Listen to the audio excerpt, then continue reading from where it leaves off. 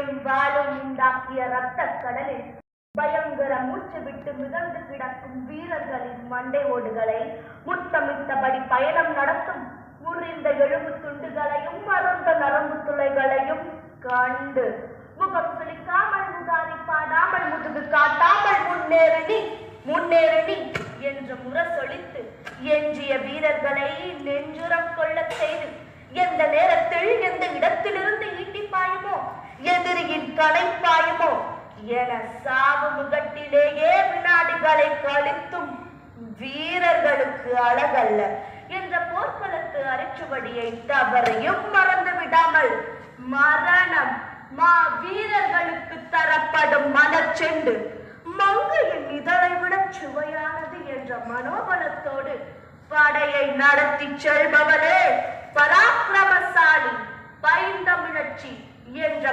பாசறை காவியத்தின் சிறப்பு பாயிரத்தை படித்தவள்தான் இந்த வேலு நாச்சியார். சாவுக்கு அஞ்ச மாட்டாள், ஆனால் காரணம் இல்லாமல் சாக மாட்டாள். உயிர் ஒன்றே நமது ஆயுதம், உயிர் உள்ளவரை போராடுவோம். வீரமுடன் செயல்படட்டும் நமது படைகள்.